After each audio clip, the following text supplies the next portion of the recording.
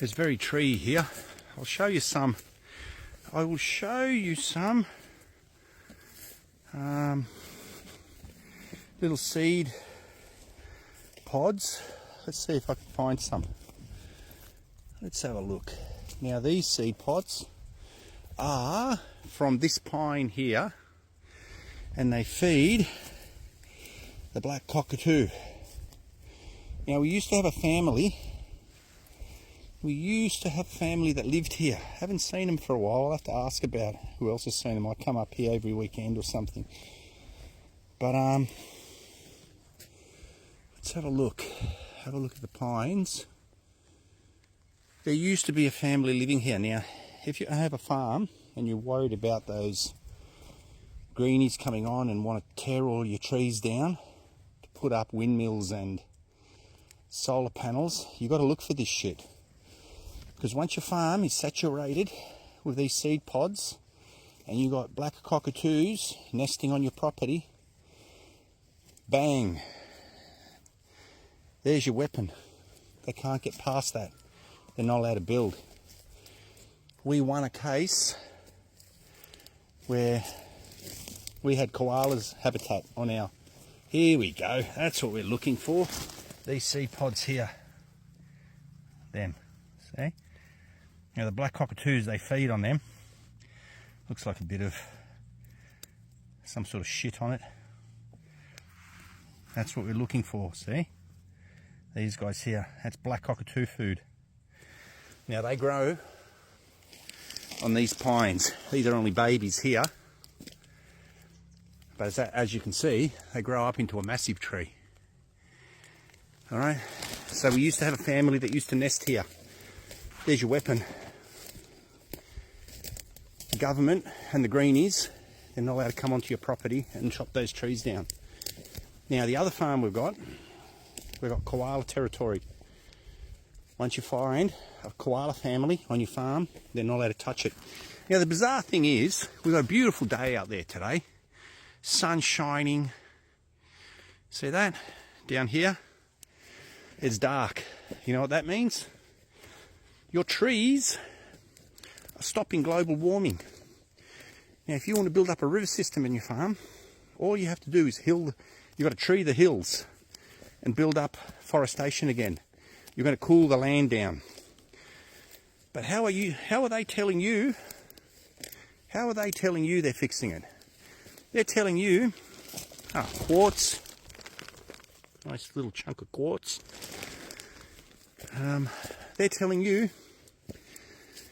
by chopping the trees down and putting up windmills and solar farms, they're stopping global warming.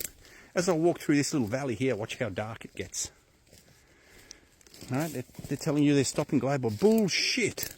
They're promoting it. What they're promoting also is big business. Right? Trees. Here's a little experiment you can do yourself. On a hot summer's day, if you've got access to a rainforest or just a national park close to you or something.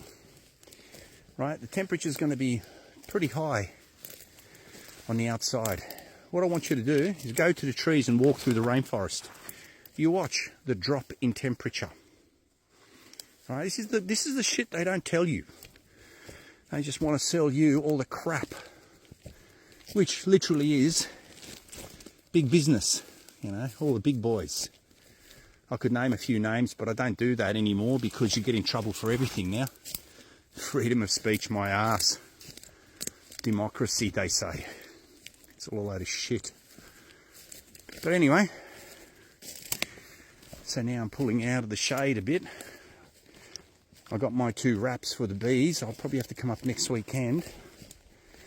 I might have to set the person up here to help me out with this shit because it's about a 2-hour drive here, 2-hour drive back. So the way the prices of everything's going, it's bloody expensive. But I got a bit of a funny story here. The boys thought it was smart to buy some mushrooms or someone. Yeah, and they ate them. Then they went for a walk here and they got lost.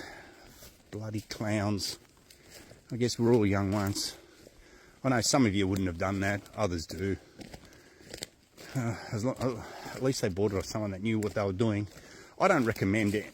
My parents, they know how to go shrooming. They know what to pick. They know which mushroom's a good one, which is the bad one. They know it. I don't. So I don't bloody touch them. Anyway. But, yeah. You want to stop global warming? Get in a little group, buy a farm, everyone get involved. Have your little, like I said, we're going to go down the way of goats, rabbits, chooks. Dairy goats, little dairy goats. I've been told if you get a dairy goat, you got to hand rear it. Once you hand rear it, it's like a pet. They'll just naturally, they're very easy to milk. If you get a wild goat that's pissed off, there's my car up there. You know, it's a lot harder to milk them. They'll kick the bucket over, all that sort of shit. You don't want that. You just want a very relaxed animal. Comes in for a bit of a pat, gives some milk, goes back into the paddock. We're going to pick to go through the more natural feed way. So they're going to eat a lot of natural foods, keep up their natural health, you know, as opposed to pumping them full of drugs, antibiotics and shit. Much better quality milk, you know. Mum, the old duck, she's been complaining a bit that the milk in the shops is not good to make cottage cheese with. So, we want to get some natural milk for her. So cottage cheese, I should actually do cooking shows, because some of this stuff is, let's say, pork sausages. People think they're hard to make. There's the bees there, you know. I got my two warmers there. Two wrap warmers. Gonna go around them. I fed the second hive. Third one's died. They didn't make it. I fed the second one. Look how busy, look how wild they've got.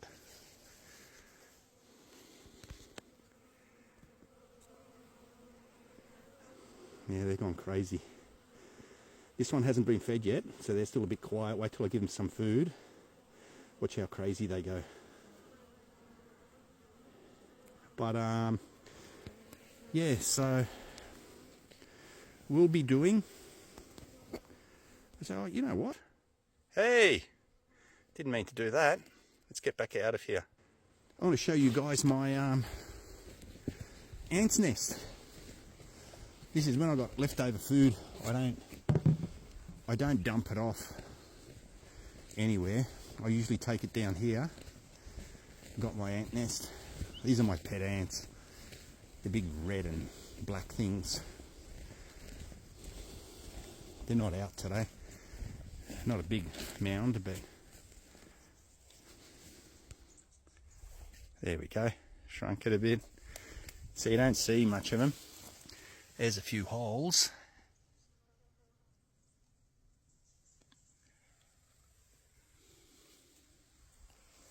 Yeah. I call it Fort Wallace because when I was in the military, that was my fort's name, Fort Wallace, in northern spit of Newcastle. Fort Scratchley was south. Fort Wallace was north of the harbour mouth. Built for the Japanese. I think Fort Scratchley actually shot a few shells at the submarines that were heading down to Sydney Harbour. But all right guys, I've got to go back into the bees. You guys take it easy. Chat later.